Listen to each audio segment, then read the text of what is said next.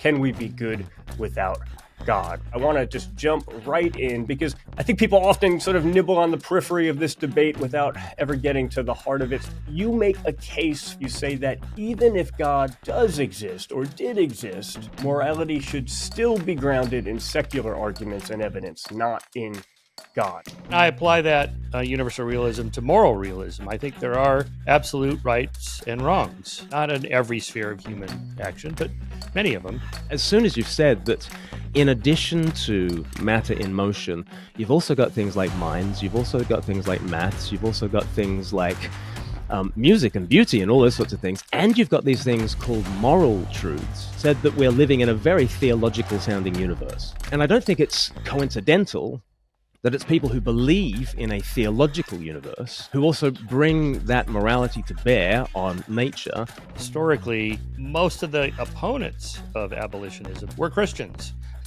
And they made sound, in their minds anyway, sound arguments for why slavery is a good thing. A little late to the game, and so to their credit, once the moral arc starts bending, religions do get on board. From a purely biological point of view, from a purely rational point of view, why should we count every single member of the human population the same? What is it within your system that says, no, everybody in the human family counts? Welcome to Premier Unbelievable, where we tackle life's biggest questions from all perspectives. I'm Vince Vitale, and today's debate is on a classic yet perennially relevant topic: can we be good without God? We'll be diving into the heart of moral philosophy. What makes something good or bad? Is there an objective, universal truth behind our sense of morality, or is it fully the product of culture, society, and evolution? Can morality stand on the foundations of science and reason alone, or does it need something beyond us, maybe even something divine? Joining me to explore these questions are two accomplished thinkers: Dr. Michael Shermer, a skeptic and historian of science whose book The Moral Arc argues that reason and science have driven moral progress. And we have with us Reverend Glen Scrivener, an Anglican minister and the author of The Air We Breathe, where he argues that Christianity forms the bedrock of the moral values we cherish today. Together, we'll explore where our moral values come from, whether morality requires something beyond ourselves, and if so, what that something might be. It's so good to have you both with us. I want to just jump right in, dive right in, because I think people often sort of nibble on the periphery of this debate without ever getting to the heart of it. So I wanted to throw it to you first, Michael. You make a case for objective, universal moral values without God. But what I find particularly interesting about your approach is that you say that even if God does exist or did exist, morality should still be grounded in secular arguments and evidence, not in God. Am I understanding you correctly on that point? And can you explain how you come to that conclusion? Yeah, sure. I am committed to the principle of universal realism. There is a reality out there, and we can know something about it, although I also accept fallibilism. That is to say, none of us are omniscient or omnipotent. I'm not God, and neither are you. So we're all flawed, so we could be wrong. So I can't say that we can know the truth about reality with, a capital T and a capital R. But we can approach it, in an asymptotic curve and a Bayesian kind of probabilities. This is likely to be true or likely to be false, or we're not certain in some probabilities. And then I apply that universal realism to moral realism. I think there are absolute rights and wrongs, not in every sphere of human action, but many of them. And so I'm not a cultural relativist. I'm not a moral relativist. A lot of my secular and atheist friends are. So I'm kind of pushing back against that notion that there are no moral truths or objective moral realities. I think there are. And I make that defense there. So that's my position. Yeah, that's really helpful. If God did exist, say a bit more about why that wouldn't change your approach, because a lot of people might think, well, okay, you think God doesn't exist, so you find a way to understand morality, which is apart from God. But if God existed, then surely he would be the ground of morality. But you sort of push against that. Explain that for us. Well, I just don't see what it adds to the equation. If something is wrong, it's morally wrong, say slavery or child molestation or whatever, it's really wrong whether there's a God or not. And if there's a God that says, that's okay to do it, it's still wrong. And so, what are the reasons? What I want to know is why should we endorse this or condemn that? And so, if God is instructing us on what's right and wrong based on these reasons, why not just give us the reasons? We're rational creatures. And in any case, that's kind of the philosophical argument. The historical argument is, religion has been, not particularly moral throughout most of history. There was no condemnation of slavery in the Bible, for example. It's not really until the 19th century that civilizations catch on that this, thousands of years old practice is really actually immoral. It's wrong, and let's make it illegal and let's ban it everywhere, and let's get it to the point where it's not even thought about anymore. Everybody knows it's wrong. So how did that happen? It didn't happen through religion. Religion's helped push it along, but it happened because people started reasoning their way toward determining what's right and wrong. Okay, so that's really helpful. And if I'm understanding correctly, God might say, "Don't murder," and if he says that just willy nilly, arbitrarily, then it seems like there's no basis for it. He could have just said something else, but that doesn't seem right because we feel like murder would be wrong no matter what God said. But then if he says it because he has reasons for it, then, are you saying, okay, well, then he has reasons which are outside of himself, so just give us the reasons. Yeah, give us the reasons, skip the middleman. I should point out, just parenthetically, that murder, by definition, is wrong. It's the wrongful taking of a life legally. Well, we're talking about killing. And of course, not, even Christians and conservatives agree that sometimes killing is good and necessary. Capital punishment, for example, is endorsed by a lot of conservative Christians. A just war, self-defense, and so on. So, it is already context dependent and reason dependent. What are your reasons for why you killed this person? Oh, well, he murdered my spouse. Okay, so it was self-defense, or he's trying to kill me. It's self-defense. Oh, okay, that's different than premeditated murder. So, I mean, the legal system's already adjusted for these contexts. Great. Well, Glenn, so good to have you with us as well. Want to let you jump in here too. Maybe you could respond on that point first. What does God add to our understanding of morality? There's this dilemma here where it seems like either he commands things arbitrarily, or he's relying on some sort of reason outside of himself, or at least that's what Michael's kind of saying. So God is sort of superfluous, either way. How would you approach the same question? Well, I guess you've got to ask what kind of reality we're actually living in. And if it's a reality that includes, as Dr. Shermer and myself both believe, it includes things like matter. It includes matter in motion. It includes, particles and forces and that sort of thing. We both agree to that. We also both agree that reality includes things like minds, which is a pretty extraordinary thing for reality to include. Minds that can reflect on the fact that there are molecules in motion. So that's a kind of an extraordinary thing to sort of take its place in the metaphysical furniture of this universe. If you had the contents of the metaphysical furniture of the universe, tick. We believe in matter. We believe in motion. We believe in minds. We also believe in maths. We believe that there are sort of real abstract objects out there that are not material, and yet have a real kind of reality to them. But we also seem to believe, and I really rejoice that Dr. Shermer and myself have such agreement, that there are also such things as morals in this universe. But as soon as you've said that, in addition to matter in motion, you've also got things like minds, you've also got things like maths, you've also got things like music and beauty and all those sorts of things. And you've got these things called moral truths that are real, that are objective, that stand above us, that obligate us towards certain actions. As soon as you've said that, you've said that we're living in a very theological sounding universe. We're not living in a barren universe of mere physical forces. We're living in a universe of right and wrong. And if there are things that are wrong, such as certain kinds of war, if there are things that are wrong, such as child sexual abuse, if there's certain things that are wrong, such as slavery, then I guess there's something that is right, and right with a capital R. And I guess I would just say that it is not accidental that it is Christianity that has given us our modern building blocks for understanding what just war is. That's a thoroughly Christian idea. Augustine tracing things back to Romans 13 and elsewhere in the scriptures. Just war is a thoroughly Christian idea. The ending of child sexual exploitation, in other words, pederasty in the ancient world, was a Christian contribution to the world, and the abolition of the transatlantic slave trade was another Christian contribution to the world.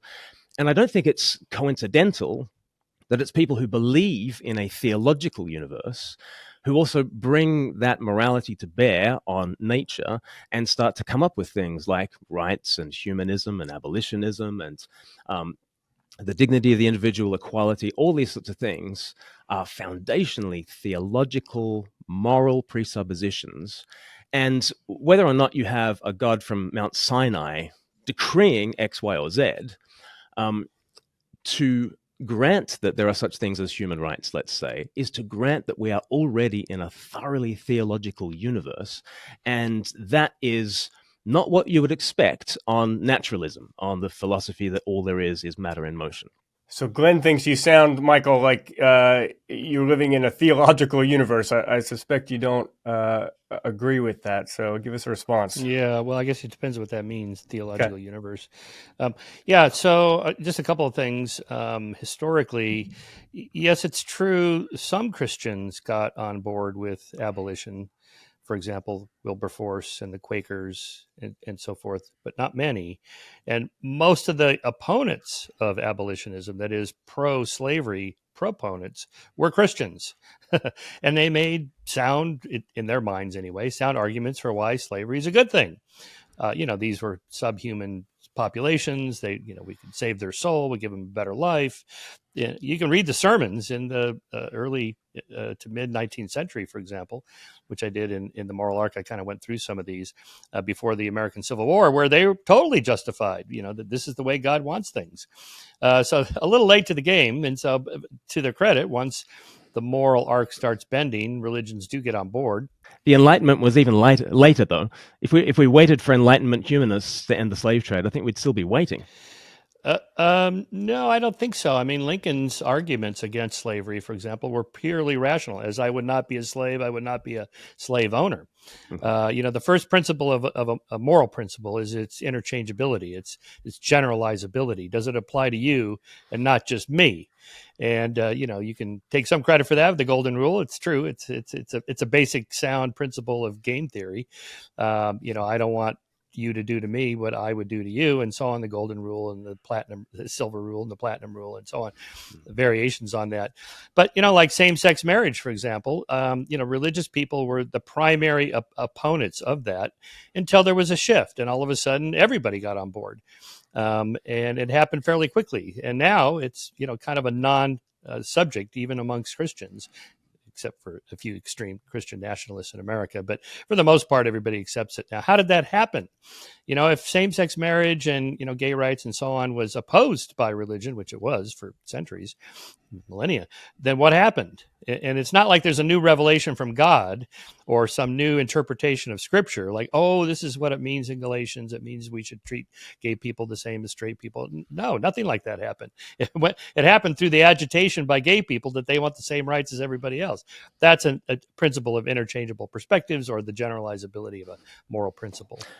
So the interchangeability of moral perspectives is absolutely something that is shared among many different religions in the world. I think where it gets interesting is when you start to question whose perspectives count, and do some perspectives count more than other perspectives count.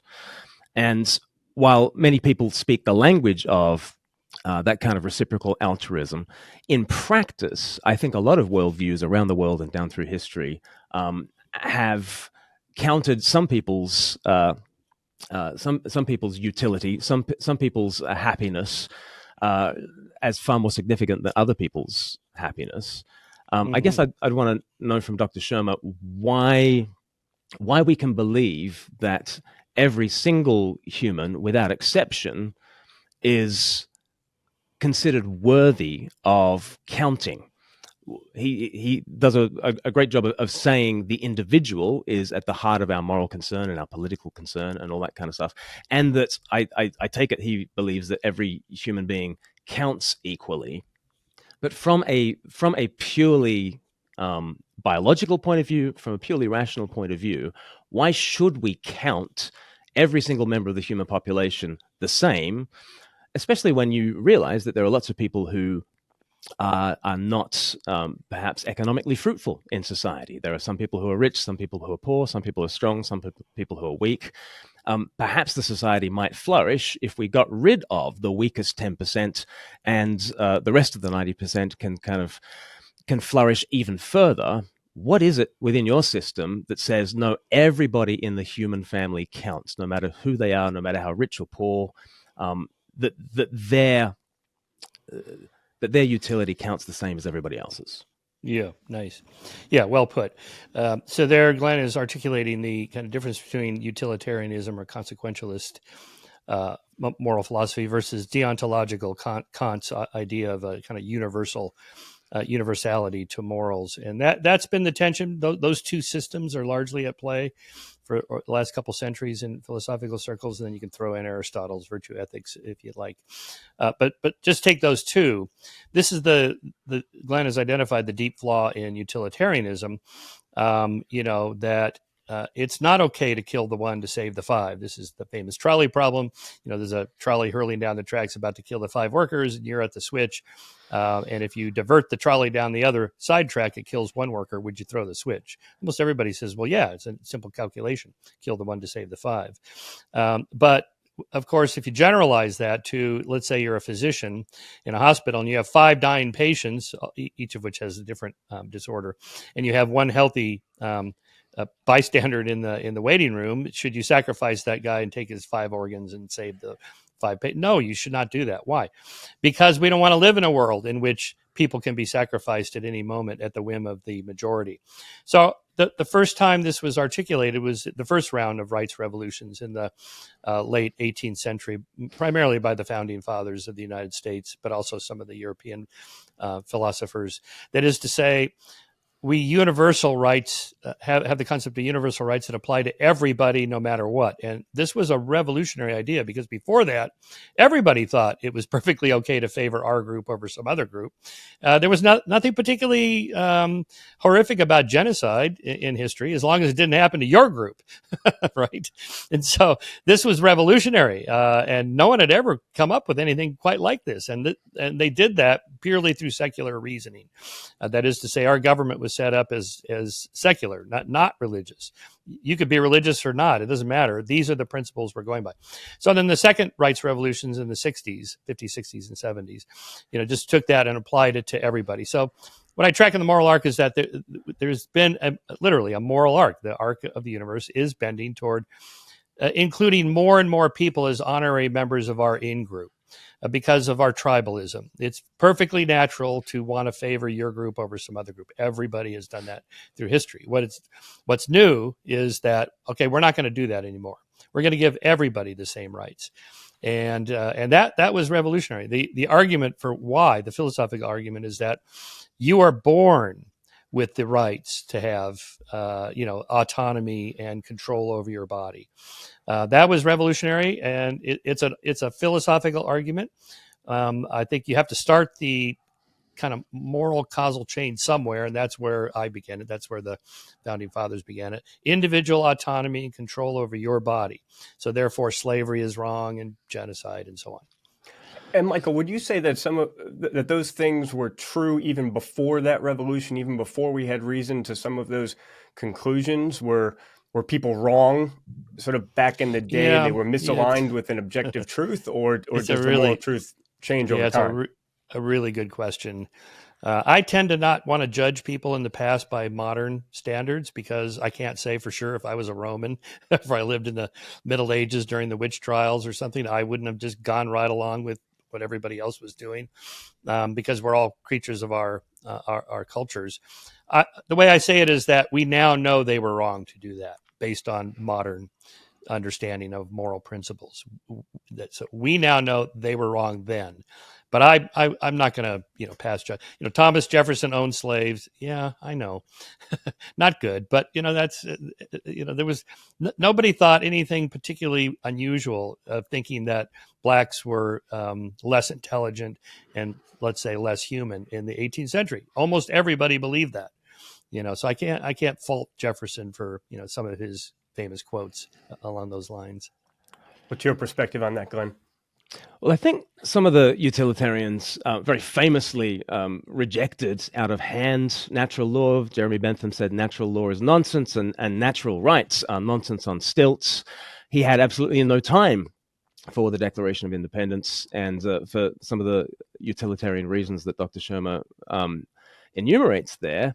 But I'm just unsure of why we shouldn't go with utilitarianism as opposed to a doctrine of human rights. I'm very glad that Dr. Shermer does go with a doctrine of human rights. I think he gets the history of them wrong. I think his history is out by at least 6 centuries. I think the Gregorian reforms of the 11th century were where that first articulation of human rights really come from, and absolutely it was a reflection upon the image of God on page 1 of the Bible. There have always been theological underpinnings to what human rights have been. So in the 11th century, that was the first real articulation of that particular language. I think they've always existed in the same way that gravity existed before Isaac Newton wrote the Principia Mathematica. He discovered something that was already there. I think the Gregorian reforms of the 11th century were articulating something that was already there.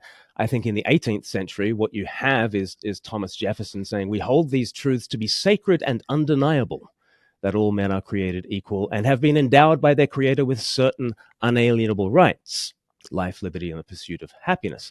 Now, as Dr. Shermer is aware, and he writes about it very compellingly in his book, The Moral Arc, it was Thomas Jefferson who said that we hold these truths to be sacred and undeniable, that all men have been endowed by their creator with certain unalienable rights. And it was Benjamin Franklin that put his quill through that and said, no, not sacred and undeniable, self-evident. And what Franklin is trying to do is found the Republic on self-evident reason rather than on revelation, rather than on the sacred truth that humans are endowed by the Creator with certain unalienable rights. Now, that still works only within a theological universe.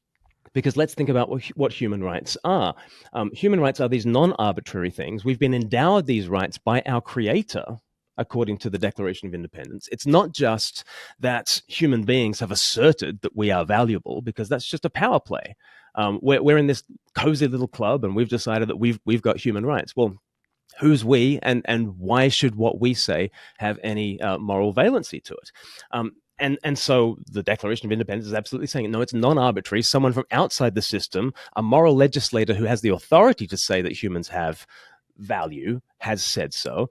And it is an unconditional human right that we have, no matter how rich or poor we are, slave or free, black or white, no matter your identity, no matter your strengths, no matter your resources, like everybody possesses this human right. It's universal. It goes to the very fringes of the human family, and it's equal. No one within this human family has any more of a right than anybody else. Now, again, this is a thoroughly theological anthropology. It's a thoroughly theological view of what the human person actually is. And when you're born into the world, it is not obvious. It is not self-evident that all people are possessors of this metaphysical kind of pixie dust called human rights. It is not self-evident. The only thing self-evident about human rights is that they're not self-evident, which is why they have not been the product of other civilizations around the world down through history. They have come to us through a particularly Christian history because they are a particularly Christian kind of metaphysic. Michael, I see you pulling a book off the shelf there, so I know you have a response. It's my own book. Glenn, you are the first person I've encountered that knows that story about Ben Franklin scratching out the. It's such a great story. Sacred and undeniable. Yeah, I mean, I'm very, very, very good. Here's what I wrote about this. I'm quoting here Walter Isaacson's biography of Benjamin Franklin. The idea of self-evident truths was one that drew less on John Locke, who was Jefferson's favorite philosopher, then on the scientific determinism espoused by Isaac Newton, and on the analytic empiricism of Franklin's close friend David Hume. And what became known as Hume's fork, the great Scottish philosopher, along with Leibniz and others, had developed a theory that distinguished between synthetic truths that describe matters of fact, such as London is bigger than Philadelphia, and analytic truths that are self-evident by virtue of reason and definition. The angles of a triangle equals 180 degrees. All bachelors are unmarried. By using the word sacred, Jefferson had asserted, intentionally or not, that the principle in question, the equality of men and their endowment by their creator with inalienable rights, was an assertion of religion. Franklin's edit instead turned it into an assertion of rationality. So, yeah, I think that says a lot about how that idea came about. Now, when you say that it dates back centuries before that, can you give us a source of, like, I mean, was this revelation? Was it reinterpreting sacred scripture? Was it? Sure. What was it? So the canon lawyers under Pope Gregory were basically collating all sorts of ecclesiastical court decisions in which you had to think about legal cases from first principles, and obviously the first principles that in these ecclesiastical courts they were using were scriptural, and absolutely it was reflections on scripture and reflections on the kind of theological anthropology that is found within the Bible. And what they began to articulate as they collated together these case laws is principles. And you'll notice that as they are collating together principles from the book of Scripture, you'll start to recognize how similar that is to the scientific method that sort of emerged again from Christian sources as people looked at the book of nature and tried to collate together the empirical data of what's out there in the world and to try and come up with principles. And one of the principles they came up with was that human beings do not merely have obligations. I have an obligation to the poor person in order to give to the poor person. But there is the flip side of that. And this is the articulation that they started to make under Pope Gregory, that not only do I have an obligation to give to the poor, but the poor person has a right to protection and provision.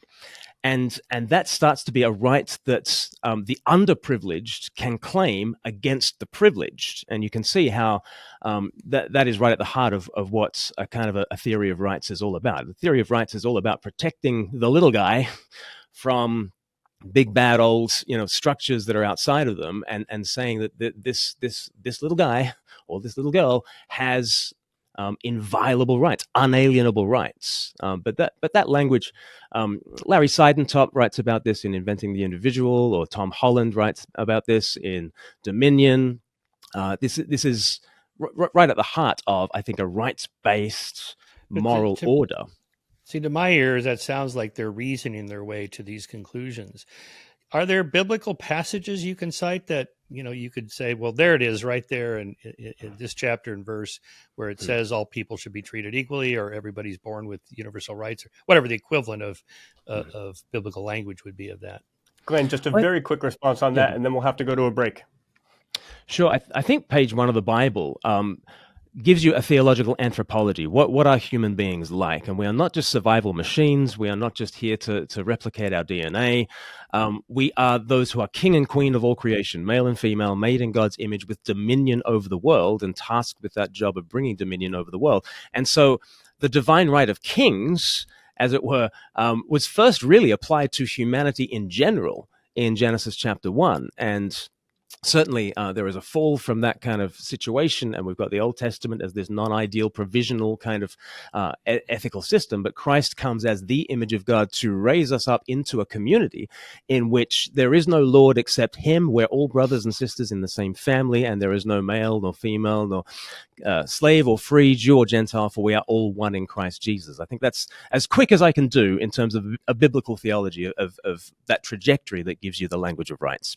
Great. Well, thank you both for jumping right into this conversation. We need to take a quick break. I'm Vince Vitale, and you're listening to Unbelievable, the show that welcomes the questions that matter. Hit the subscribe button if you're on YouTube. Take a moment to follow the podcast. As always, we love hearing from you, and you can email us at unbelievable@premier.org.uk. We will be back in just a moment. pretty much universally, social science suggests that many of the institutions that we hold dear, that shape us, that provide us social support, a huge amount of this used to happen anyway inside of these traditional religious structures, and there really has been nothing to replace it. It's amazing how quickly ostensible deontologists transform before our very eyes into utilitarians on this question.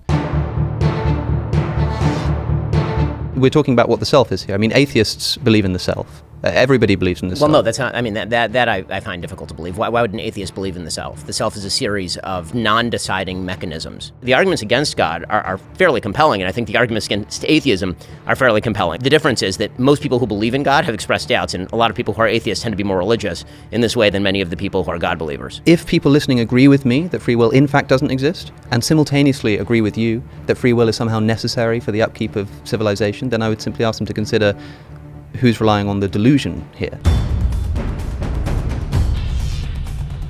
This show does seem to have an extraordinary capacity for putting me face to face with people that I've been talking smack about online, so thanks again.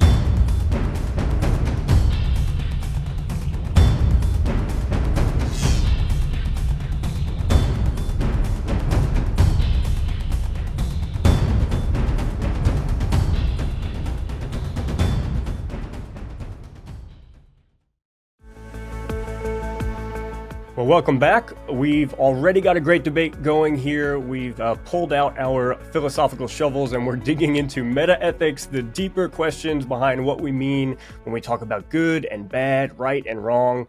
You know, even if we agree about specific moral rules, such as not stealing or not lying, there are underlying questions about where those rules come from and whether we really have any obligation to follow them. There's an oft-quoted line from the brothers Karamazov: if God does not exist, everything is permitted.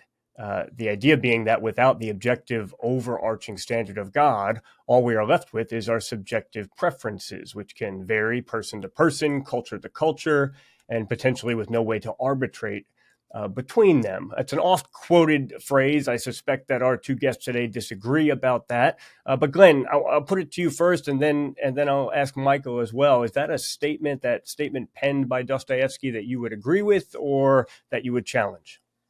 It doesn't seem to have worked out the way that Dostoevsky thought it would, because I quoted in my book, The Air We Breathe, which is in many ways it gives the opposite view to Dr. Shermer's view in The Moral Arc. You know, I say that we are far more Christian than we ever imagined. That the Christian presuppositions that we tend to have, even in these moral conversations, are profoundly Christian-ish presuppositions that we have, and I go through 7 values in the book that I think have a very Christian history to them: equality, compassion, consent, enlightenment, science, freedom, and progress.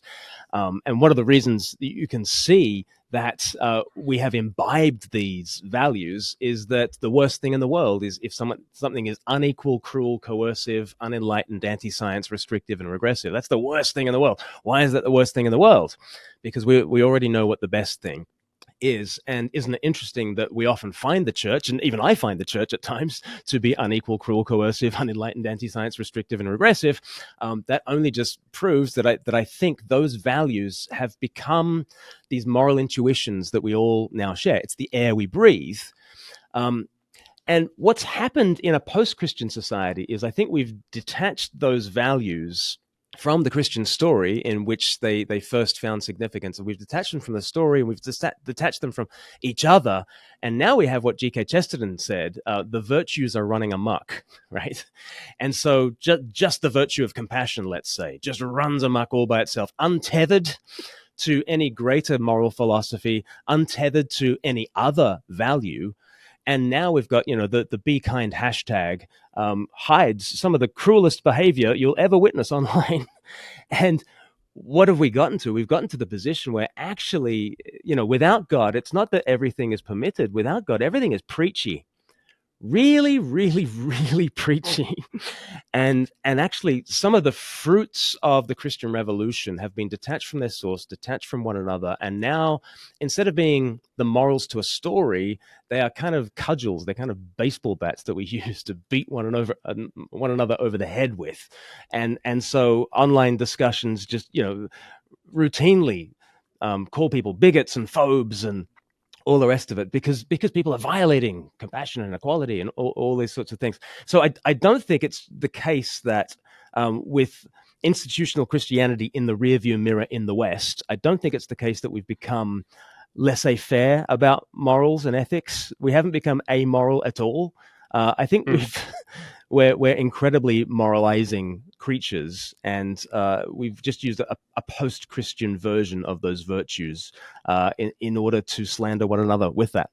Yeah, that's helpful. And Michael, I'd love for us to kind of back up a bit now. We've dove into some of the tension points, but you come to the conclusion that we don't need those Christian roots. We can have an objective, universal morality detached from the supernatural. Maybe here, if we can just hear you flesh out a bit more that theory. Yeah. Well, so first, just responding to what Glenn said, I think he and I are in agreement on this, that that the vast majority of violence and just cruelty in the world has not been a lack of morals. It's too much morals. Everybody's moralizing. I mean, we know the famous statistic in criminology: 90% of homicides are moralistic in nature, not instrumental. I killed him because I wanted his Rolex or whatever. It's I killed him because he cheated. He slept with my girlfriend, or he took my parking spot, or he cheated at pool. That's why people moralize, and they feel that the person they killed deserved to die. Right. That's the problem. So, and of course, there's lots of sources of motivation for that, religion being just one of them, and there's others. If you're talking about the crazy woke progressive left, Glenn, that moralizes online about everything and cancels people right and left, yeah, I think I'm in total agreement with you on that. That's a big problem, and so, but back to the, does anything go? No, of course not. I mean, if there's no God, don't I still have moral obligations to keep my promises to my wife, to my business partner, and so on, that I shouldn't cheat on my wife, I shouldn't embezzle from my business partner because I said I wouldn't? That should be good enough, whether there's a God or not. Those are still good moral values that we should. Why? Because it hurts somebody else, and I wouldn't want them doing that to me, and so on. Anyway, I asked the question about are there biblical passages about these universal rights. I asked that because I did a debate with Dinesh D'Souza on this, who claimed that Galatians 3:28 is the passage where Apostle Paul says, "There is neither Jew nor Greek, there is neither bond nor free, there is neither male nor female, for ye are all one in Christ Jesus." D'Souza imagines that this Bible verse is the foundation of the famous line in the preamble of the American Declaration of Independence: "All men are created equal."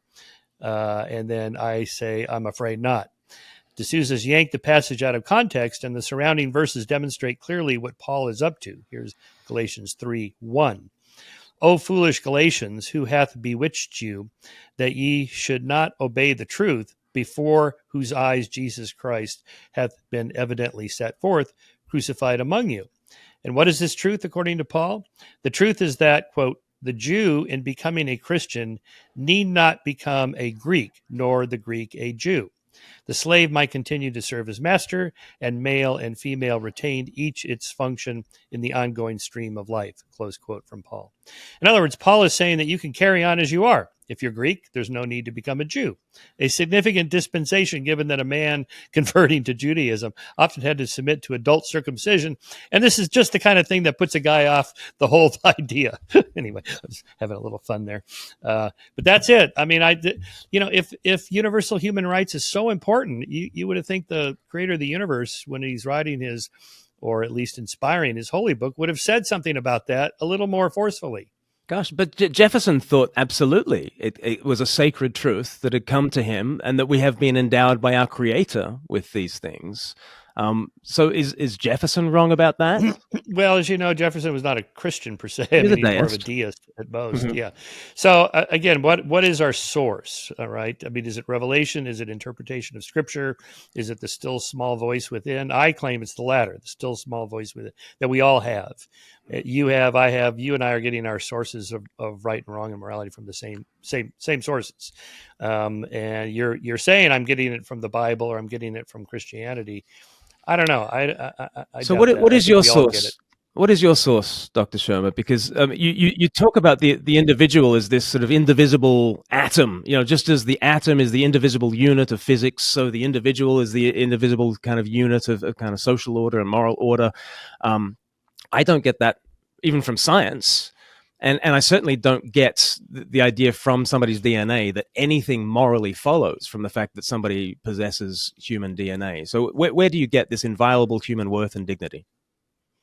Yeah, so it's a fair question. I think I get it from the same place everybody else does today. We're all thoroughly modern Enlightenment, children of the Enlightenment. That is to say, we've inculcated these values from many sources, from culture, from novels, from ideas from our parents and our peer groups, and it's just it's in the air. How's that? The air we breathe. But not the religious air. It's really in the cultural air, and this is what I try to document in the moral arc: is that something happened over the last several centuries.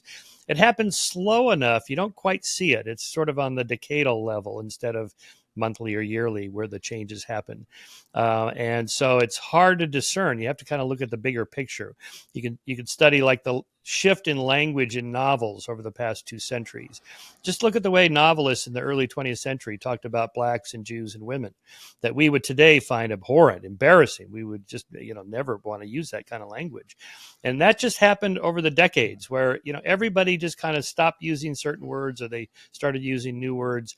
And a lot of that's just kind of cultural. And it comes from, I think, mostly the bottom up. I mean, you can pass laws that say you shouldn't do this or that, but mostly we all have our consciousness raised by just thinking about and talking to other people and getting these ideas from our culture.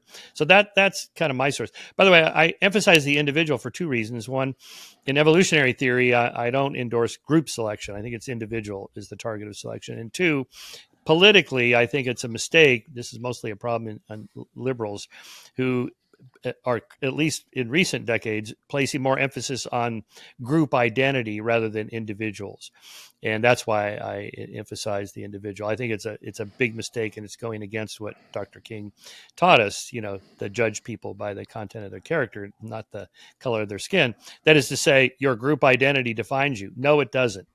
You define yourself. You're an individual. Anyway, that's why I emphasize that. I was so fascinated to read that kind of history of you with Scientific American, and your columns there are just a model of communication, not just of science, but of anything. I learned so much from reading many of your columns, Dr. Shermer, and I think I'm on your side when you wrote an article about the colorblind egalitarianism of the Reverend Martin Luther King. And they sort of pushed back on that, and there was my demise. It was your demise, wasn't it? Because identity politics was kind of trumping science in that sort of sense, and I think we can see with Scientific American, they seem to call mathematics is Eurocentric apparently, and Clownfish can teach you trans ideology, and apparently Scientific American can tell you who to vote for in November. And I think everybody can recognize that is an illegitimate sort of politicization of science. But I guess my question to you, Dr. Shermer, is perhaps you're part of it. It's just you are on the classical liberal side of that political divide. You've looked into the mirror of science, and you've discovered the individual. You've discovered human rights. You've discovered that there's a moral arc that's bending towards justice. You've discovered a kind of a colorblind egalitarianism within science. Different people have looked into science and have discovered actually that what's staring back at them is pretty much their own political presuppositions. And so progressive liberationists might, see themselves in science. Scientific racists can look into science, and they can discover that racism is somehow, dictated to them, because of science. And I wonder whether we're in this kind of problem of the politicization of science because it's kind of the only place we've got now to tell us our morality. And so I think we might be going to science to tell us our morality when science wasn't really intended for that. And maybe we need to go back to Stephen Jay Gould, who I know is a great hero of yours, and the non-overlapping magisteria of science and religion, and let us have our values discussions and our political and moral discussions in one register, and let's just go into the lab and do good science over here. But I think imagining that we can go into science and derive from it some kind of libertarian settlement is probably to play a political game that's going to end up biting us on the backside. Yeah, nicely put. Yeah, when I talk about science, I don't mean, go to the archaeologist or the paleontologist to get your morals. I mean kind of the fullness of human knowledge through philosophy and reason, rationality, logic, empiricism, science, the whole package. And, the word science and scientist, these are fairly new terms. Newton was not a scientist. He was a natural philosopher. That word wasn't even used until the mid 1800s. So that's what I mean. Just can we reason our way through discovering certain principles? By discover, I mean kind of conclude that this must be true. I'll just here. Let me just read this to you from Steven Pinker, who puts it even better than I do. He thinks that there might be some of these Platonic truths that exist out there. Back to your wonderful what'd you call it? The metaphysical furniture of the universe. I love that phrase. On this analogy, we're born with a rudimentary concept of number, so maths would be part of the furniture. But as soon as we build on it with formal mathematical reasoning, the nature of mathematical reality forces us to discover some truths, but not others. No one who understands the concept of 2, the concept of 4, and the concept of addition can come to any conclusion but that 2 plus 2 equals 4. Perhaps we're born with a rudimentary moral sense, and as soon as we build on it with moral reasoning, the nature of moral reality forces us to some conclusions, but not others. And then he gives an example. If I appeal to you to do something that affects me, to get off my foot or tell me the time or not run me over with your car, then I can't do it in a way that privileges my interest over yours, say retaining my right to run you over with my car if I want you to take me seriously. Unless I'm galactic overlord, I have to state my case in a way that would force me to treat you in kind.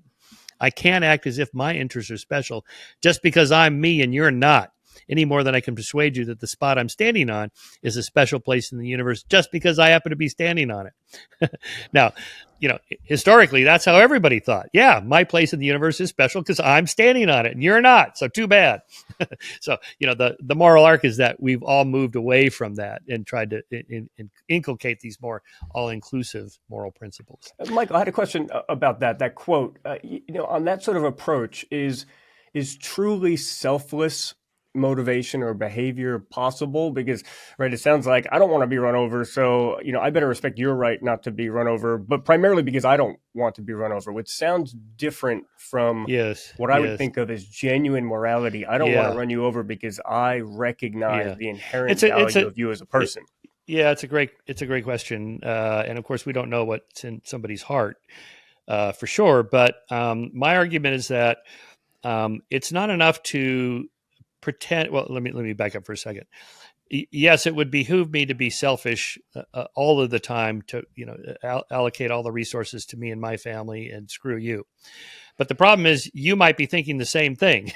And so it's actually more selfish for me to be selfless or altruistic or cooperative or nice or friendly and helpful to you. Because when times are tough for me, you're more likely to help me if when times were tough for you, I was willing to help you. Now, there's one more move here that I make. It's not enough to pretend to be a good friend. I actually have to feel it because you will know if I'm faking.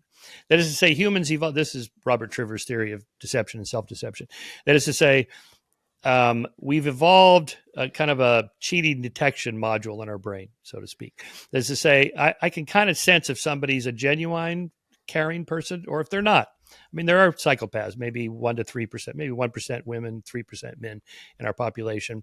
And you kind of figure out who those people are in your social group. I don't trust that guy. I get some bad vibes about that guy, but this person over here, I'd really trust them. So my move is to say that it's better if, in terms of how I feel about you, if I actually really feel like I like you. Not pretend. I'm not just faking like a psychopath knows what facial expressions to give or whatever, but they don't actually feel it inside. Most of us do feel it. And so it's better if I feel it, and then I really genuinely do caring, loving things for my friends and family. And that's as deep as I can go in terms of moral foundation. If you kind of drill down to the bedrock, that's my bedrock. Okay. And I can imagine some people coming with you in terms of the source of morality being evolutionary and cultural processes, but maybe getting off the train when they find it difficult to understand how that makes morality objective and absolute. So I'm hoping you can say a bit more about that. Like just like we could have evolved, 6 fingers rather than 5 on each hand, could we have evolved biologically and culturally such that our moral rules looked very differently as well? Well, if you're a social species and you have to get along with others in your group, then you have to have something like moral values, moral emotions. All primates have them, for example. Ours are just more developed because we have a bigger brain and cognition and language and so forth. But, if it's different, if it's like a social insect species or on some other planet, they had a different kind of DNA or whatever. Yeah, they could have different morals. But so when I say universal, I mean amongst humans, say our species, and that's as deep as I could go, because it depends what you mean by objective and absolute, or I don't know, transcendent of me as an American living in California, whatever, born in 1954. I mean, I inherited from my ancestors all the way back for our species. We get this package, this kind of suite of moral emotions. Guilt and shame when you violate a contract or you hurt somebody. Most of us feel guilt about that. Not everybody, but again, most people do. And why is that? I mean, why should you feel guilty about anything? What's the purpose of the emotion of guilt or shame or jealousy? Jealousy, a lot of research on this. It drives people to make guard. Why should you make guard? Why should you care if your spouse cheats on you or not? Well, there's good evolutionary reasons for this, right? So I'm saying we are born with those suite of moral emotions. We all get them. So it's transcendent of me. Okay. And Glenn, do you think that's good enough, or how would you talk about how you see God as giving us a deeper kind of underlying foundation for that sense of absolute and objectivity within morality? I think that's another sense in which Dostoevsky is wrong. Without God, everything is permitted. I think Dr. Shermer has just told us that there are a whole bunch of behaviors that are prescribed, even if we're just using game theory, even if we just want to be DNA replicators. There are all sorts of rules that we ought to follow in order to flourish as a species. You don't need Jesus Christ in order to don't cheat, and there are various free rider problems, and to play game theory games cleverly. Okay, you don't need Jesus for any of that. What I do think you need is all that gets you to is pro-social behavior. I pick nits off you, you pick nits off me, we're friendly to one another, so we can smash the other tribe. That is the differential that actually gets natural selection going. Okay, so let's just jump into a godless universe in which evolution unfolds in a godless way. We must cooperate. Absolutely, we must cooperate with one another. We must cooperate in order to compete.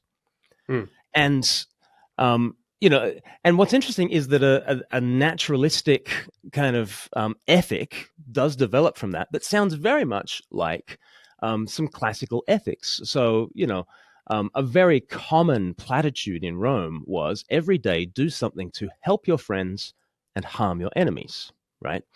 And that's perfectly well adapted to just a purely Darwinian environment, okay? Absolutely, I am to help my friends, and I'm to, within my kin, my kin share genes with me.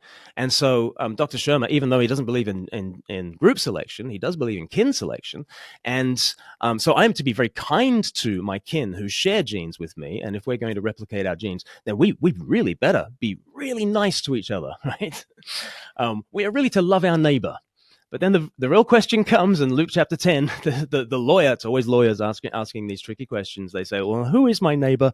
And in his mind, which is a mind formed by Scripture. In Luke chapter 10, this lawyer is saying, who is my? I know I'm meant to love my neighbor, but who is my neighbor? He wants to circumscribe the circle of compassion quite tightly, and he does want to love all those within it, and that is moral behavior. But also, what is moral behavior to an ancient person is to love those who are in the in-group and to smash those who are in the out-group and to outcompete them in the struggle for survival. That is an ethic. That is undoubtedly an ethic, and you might even want to call that an iron law of morality. It's just got nothing to do with human rights.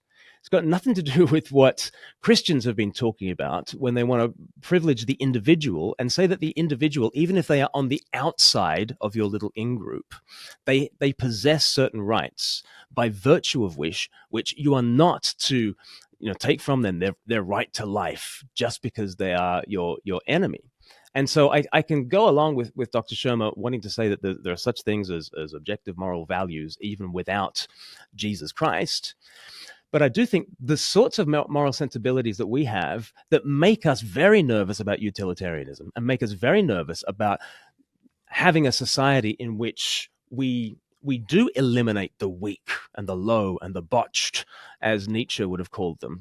We are very, very attuned to hating that idea. Our moral sensibilities have been formed. They haven't been formed by the Enlightenment. They've been formed by Christianity, which is what Nietzsche's whole point was. It's God on the cross has taught us to value and to prize the weak and the low and the botched. It's the transvaluation of all ancient values. Nietzsche thought it was disgusting that Christians believed in pity and all these things. And he had a moral and a moral sense. His will to power was his sort of highest ideal.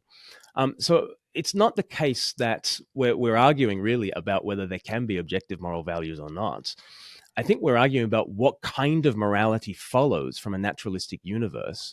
And you could have objective values that end up sounding very unlike what either Dr. Shermer or myself would ever want. Michael, I'll throw it to you at the beginning of the next segment, but we have to take a break. If you want early access to some of our shows, articles, and extra content, head on over to our website, premierunbelievable.com.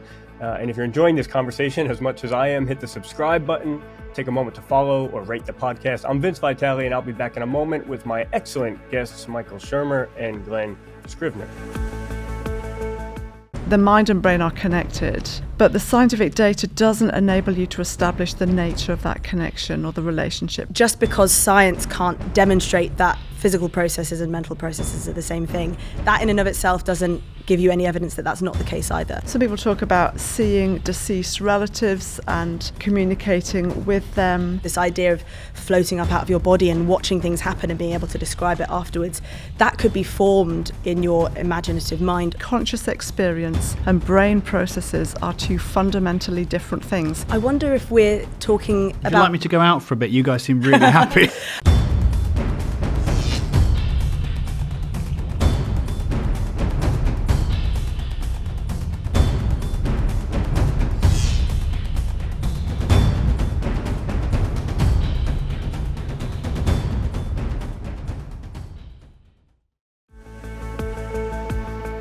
Welcome back. You are listening to Unbelievable, the show that gets Christians, skeptics, and everyone in between thinking about the topics that matter to all of us. We're heading into the final part of our debate with my guests Michael Shermer and Glen Scrivener. I want to ask you both to reflect on a line of reasoning. Glen, you sort of glanced in this direction earlier, but I thought it was worth opening up a little more. This idea that all people are equally valuable. It seems to be one of our most fundamental, foundational moral truths. But you might think that for all people to be equally valuable, there has to be something that is equally true of every single person, in virtue of which they are all equally valuable. So I'm interested to know, sort of on each of your belief systems, how you think about that, what that truth maker might be, that thing which is equally true of every single person, in virtue of which every single person can be equally valuable, which seems to be at the foundation of our deepest instincts and intuitions about morality. Michael, I'll throw it to you first. What would you say in response to that? Okay, well, we talked about, or Glenn quoted Bentham about rights, being nonsense and natural rights being nonsense and stilts. I disagree with that. I don't like Bentham's comment. I disagree with his utilitarianism at that extreme level. I think we are born with rights. Okay, now how far down can you drill? Where are these rights? Where are they? I'm looking around. I don't see them anywhere. Well, I have them in America. Well, that's because we have a constitution and we have an army and we have police and we have, the rule of law and so on, courts and whatnot. So you could always say, well, it's possible that, if we lived in North Korea, you wouldn't have any rights. Well, that's right. And that's why no one wants to live in North Korea. And so, here I make the move of saying, let's use history and psychology and political science and whatever to see what people actually want to do. Where would you rather live, North Korea or South Korea? Where would you rather live, East Germany or West Germany before the unification? People vote with their feet and their dollars and so on, because why? Why is that? Is it possible that, my cultural relativist friends are correct in that, maybe there's some other society in centuries hence where slavery will be embraced by everybody, except the slaves, I guess, or where, female genital mutilation is perfectly natural and normal and everybody endorses it. And, Jews don't mind being exterminated in gas chambers and blacks don't mind being enslaved. No, is it possible? I suppose, but not likely, because our human nature leads us to want to be free, autonomous individuals with control over our bodies and choices. And you only have to look around the world to see what people actually want. And so on. And so therefore, I think we do have a moral obligation to help people in other countries that are being oppressed, to the extent that we can't do everything. But, and I think that comes from discovering what these actual rights are. They really are there in the same way that maths are there, or Platonic concepts of like logic or, beauty, truth, the circle, the triangle, whatever. I mean, these things are really there, and rights are in that same bin. Yeah, okay. And in terms of who we include in that moral community, I was interested in how you think about that. I was thinking that, you can have human persons who maybe are cognitively more limited than certain other animals might be. I mean, in fact, that'd be true of all of us at some point early enough in our lives as infants. And yet we have this deep sense that if you're part of kind of the human race, there's a sort of value which is perhaps distinct from even other animals, even an animal that might be cognitively superior to a human who is cognitively limited. So that's just kind of a test case, but share with us how you would think about how to frame that moral community. Yeah, well, so, and again, historically, most people didn't think along those lines. They didn't think that there was anything particularly wrong with enslaving other people or genocide, as long as it didn't happen to you and your group. So that, as Glenn articulated it so well, that kind of within group amity and between group enmity is the history of humanity. And it's been our pushback against that. But based on what? Well, based on this kind of acceptance of this idea that everybody wants autonomy and control over their own choices and bodies. And that's the kind of direction we've been moving, albeit slowly, And so, I've kind of outlined how that happened historically. But how would Glenn explain it religiously? Like, just take Christianity.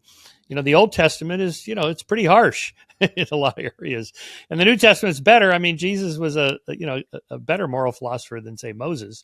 But even there, there's a lot about what Jesus said to his followers, and give up your belongings and follow me, and he never had a family unless you believe Dan Brown and stories about Mary Magdalene and all that. I'll just read a couple of quotes from Jesus. You've heard it was said by them of old time, thou shalt not commit adultery. But I say unto you that whosoever looketh at a woman to lust after her hath already committed adultery in their heart. And if the right eye offends you, let me get this right. Matthew 9:27. Yeah. If thy right eye offend thee, pluck it out and cast it from thee, for it's profitable for thee that one of the, it's really hard reading King James Version today.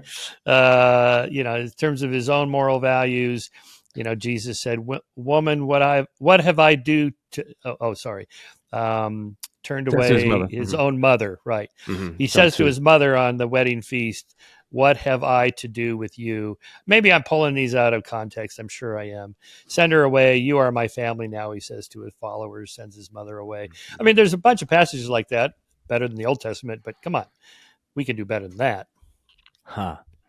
I think you're absolutely right to focus on Jesus, and I think humanity's intellectual firepower has been most concentrated on the question of humanity when it comes to the humanity of Christ. And I think this centuries-long intellectual tradition of trying to figure out what is a person. It was theologians who are constantly thinking about what is a person, because they were hammering out the doctrine of the Trinity. And then they have to hammer out this doctrine of, well, this second person of the Trinity, God the Son, takes on a full humanity. And he takes on this humanity as man, and he's the man Jesus of Nazareth, and yet he saves humanity by being man. So apparently men and women like share a human nature. And for all the differences between male and female, those are both biological and scriptural, but for all the differences between male and female, apparently we share one nature, because Christ, in assuming a male humanity, is a man for all men in that universal sense. And he's also a Jew, but apparently he's a Jew for all peoples and all nations. And so you see, even in his own person, that Galatians 3 verse 28 kind of verse is actually he is the one who ensures that male and female share a single nature, and that Jew and Gentile, so ethnicity and gender are kind of are transcended by a single human nature. And what you have in God the Son is, as he adopts humanity, he is the one who so bestows value on the human person. You couldn't be a more serious humanist than a Christian, because a Christian believes in God the human, right? We have the highest place for humanity. The highest place for humanity is seated at the right hand of God. So that humanity has been exalted to the very highest place by someone who has the authority to do so. It's not just that Thomas Jefferson and his other landowning European and American males have decided that we're going to confer rights on ourselves, and it's not governments that confer rights on ourselves. There is a legitimate moral authority that can say humanity has dignity and worth. And Christ has assumed that humanity and raised it to the highest height, so that you could not have a higher view of the dignity and the worth of humanity. You also have a humanity in Christ that is above the selfishness of us squabbling kind of animals. Here, T.S. Eliot said, if you take from the word humanity everything that the Bible has given to it, what you are left with is a very clever, adaptable, mischievous animal. And when we say, oh, that's inhumane, or when we talk about being a humanist, we apparently don't mean those terrible crimes that humans can often commit. We apparently mean that there is a virtuous human who somehow exists above all selfishness, that has been called valuable by a moral authority that is able to call it valuable, that this humanity transcends differences of race and ethnicity and gender. And all these things are kind of part and parcel of the Christian theology. I think you try and derive your humanism from somewhere else, and I think Yuval Noah Harari is absolutely right. That if you take a human being, cut them open, you will not find human rights. You will find the heart and neurons and kidneys, but you won't find any rights. The place you find rights, says Yuval Noah Harari, is in the stories that we've told about human beings that are found in the Bible. He's very clear that our concept of human rights. So, it's not just Jürgen Habermas and John Gray and Larry Seidentop and Tom Holland and Nietzsche that are telling you that humanism comes from Christianity. You've got modern skeptics like Yuval Noah Harari saying that humanism has come from Christianity, and I think it's come from Christianity for those kinds of theological reasons. Yeah, Mike, I'm interested to know, in terms of your understanding of the development of morality and that history throughout our culture of that coming to be what we want, these rights from each other. But you also spoke about, moral truth as something like mathematical truths, like they're real. They're sort of part of this moral reality that's out there. And so one of the questions that came to mind for me was, how can we be assured that what we want and what's developing through our cultural and evolutionary processes is actually aligning with these actual objective moral truths that are out there in some kind of platonic sense? How do we know that what the conclusions we're coming to in any way reflect the actual moral reality? Yeah.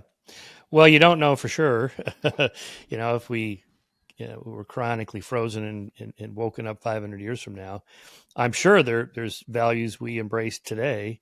Maybe meat eating would be one. How we treat factory animals in factory farms is pretty abhorrent. Maybe that would be one of them. But if I knew what they were, I wouldn't do it. If I knew the bad things that I shouldn't be doing now, I wouldn't do them. So we're all creatures of our culture in that sense. But I suspect that 500 years from now, there'll still be no slavery, or at least there won't be any states. There's not a single state today that legally endorses slavery. There's still sex trafficking and slave labor and so on, but that's just a matter of crappy governments that don't enforce their laws. And I don't think in any time soon, women are going to want to give up the vote. Say, these things happen for a reason that are embedded in our natures. Women don't want to be treated differently than men when it comes to political choice, for example. And I don't think that's going to change and go backwards. I mean, it's possible that some country will have be taken over by, some dictator that says we're going to now ban women from voting and driving or whatever. That's possible, but not universally. So I think again, we're moving in that direction toward this kind of universality.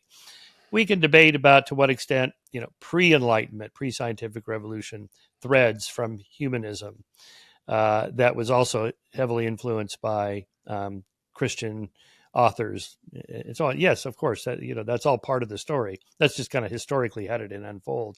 And, Glenn articulated some of that well. And, that's true. But that's kind of a secondary issue of, what are those ideas and are they actually really true? And I think we're in agreement. Yeah, they are in that kind of Platonic truth sense that they are out there in the sense that we have a human nature. There's no more, if there's no people anywhere, if you're on a desert island by yourself, there's no morality per se. It involves other people, other sentient beings. Right. And then, you also spoke about this almost, maybe I'm not putting it the right way, but almost a gray area where, science might not be able to settle certain moral disputes. And you gave some interesting examples, issues of abortion or immigration, foreign aid, foreign wars, tax brackets. And so I wanted to reflect on that a little bit. You said, I'm not sure science can settle, for example, the dispute between pro-life and pro-choice advocates. In the end, we may be left with conflicting rights claims or conflicting moral systems that are ultimately unresolvable by science. And at the same time, I can understand someone coming back and saying, but this seems like a really important moral issue where there must be a right and a wrong of the matter. And if it's not resolvable by science, then how can it be resolved? How do you think about that category of cases? Yeah, it gets resolved politically. So you change the laws. That's what Christian conservatives have been doing since 1973. They've played the long game of, we need to change the law. There were the abortion clinic bombers and so on. That didn't work. That backfired on them. And there weren't many of those anyway. But it was changing the laws. How do you do that? Well, you get different judges in there. Ultimately, Trump is responsible for that. And if you're pro-life, then that's a good thing. But again, I'm pro-choice because in conflicting rights, I'd rather give adult women the rights to choose rather than over the rights of the fetus to live. But along the way, acknowledging that, that's a human life. So legal, safe, and rare is the phrase that people like me use. And it should not just be a willy-nilly form of birth control. And to me, if you want to get off on this issue, I mean, the problem is not abortion. The problem is unwanted pregnancy. Why are women getting pregnant when they don't want to? Well, okay, now we have a social technology issue. Birth control, education. What's going on here? Moral values and whatnot. Broken families, poverty, lack of education, whatever. Then we're off on that topic. So yeah, while I embrace science and reason as helping us discover absolute moral truths, not everything is in that category, right? So what's the right level of tax percentage of upper income tax bracket? I think it should be lower, of course. But, other people say, no, it should be higher. I can't, I'm not sure I could, I might make a utilitarian argument, like a trickle down economics kind of Arthur Laffer curve kind of argument, but there are counters to that. And I'm not sure science can resolve that. Yeah. Okay. So would you see these issues as in some way distinct from some others that, yes, for example, whether or not slavery is right or wrong, there's in a sense a moral truth about that's in this Platonic moral realm somehow. But when it comes to some of these other issues, there's not a kind of moral truth of the matter. We have to resolve that politically. Yeah, I think a lot of these are difficult. Like, should we support Ukraine? Should we support Israel? I think we should, but why? And then you have to kind of push up against conflicting values. Well, America can't do everything, but we can do something, and it's in our interest to help a lot of these countries. I mean, we are the world's policemen, and without that, the world will probably be a worse place. But we can't go to every country in Africa and do everything. So you just have to kind of pick and choose. I'd like to ask each of you if you were wrong about your position regarding God's existence, what impact would that have on your view of morality? Like Glenn, if somehow you received compelling evidence that God didn't exist, how would you rethink your approach? I was asked a similar question by a Muslim who said, what if it's Allah and it's not Jesus? And I said to him, just give me hell with Jesus, because hell with Jesus would be heaven for me. And maybe if it's a godless universe, I think I want to go down with Jesus, if you see what I mean. I think I want to go down with the one who says, love your enemies, pray for those who persecute you, turn the other cheek. The one who says, put away your sword, for those who live by the sword will die by the sword. I want to go with the one who spread his arms to the world and bled his own heart's blood, even for his enemies, praying, Father, forgive. I think that's the most divine thing this world has ever seen. I think that vision of deity is what has birthed the greatest sociological phenomenon the world has ever seen, that has given us a rights revolution and has given us equality and compassion, consent, enlightenment, science, freedom, progress, that has given us abolition of the slave trade and all these other things that we've kind of talked about. I think that vision is divine. And if you tell me there's no such thing as divinity, I will tell you, no, it's Jesus. It's Jesus or bust for me. So I'll go down with him, I say. Okay.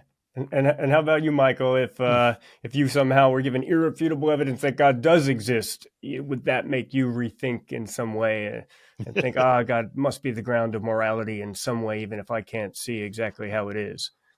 Yeah, like a large deposit in a Swiss bank account under my name of $10 million. Yeah, that would do it. No, he's probably already done it, Dr. Shermer. just over 50 years. That's all.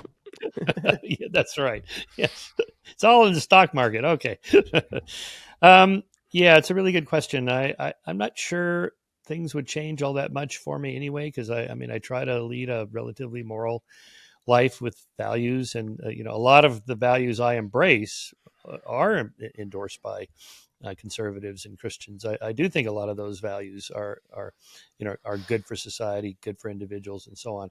Although I'm not a conservative, classical liberal, but but along those lines, the arguments I make for the things we should and shouldn't do morally, I don't think would change much. I suppose it might give me some more reflective values about the long term, the afterlife, and maybe I don't really worry about dying, but it would be nice to know that there's some life that comes after.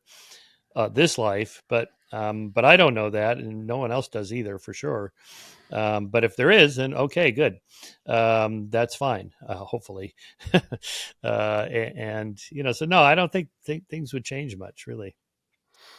We have time for maybe reflection on one more question. I wanted to ask for each of you: are you hopeful or pessimistic about the future of human morality? In reflection on your theory, your approach to morality, how does that affect your emotions as you think about the future of human moral progress? Sure. I think in the very long term, I'm incredibly optimistic. I think this Jesus revolution, it began with a guy choking to death on a cross, and somehow he turned godforsaken execution into world domination. I think it's the ultimate water into wine miracle. Dr. Shermer might be skeptical about lots of different miracles. Here's a miracle that definitely has happened. Everything has come from nothing, and order has come from chaos, and life has come from non-life, and minds have come from mindless matter. A moral universe has emerged out of merely matter. But also, I think the Jesus movement has emerged from a guy choking to death on a cross, and I think that's an extraordinary kind of thing. And Jesus seemed to predict the triumph of his kingdom, and he thought it would work like yeast works through dough, or like a mustard seed grows into the greatest of all plants, so large that even the birds of the air are enfolded within it and perch in its branches. And I think that's what we are kind of seeing. I think the Christian revolution is the most diverse, the most inclusive, the most influential revolution in human history, and the gates of hell will not prevail against the Church of Jesus Christ in the long term.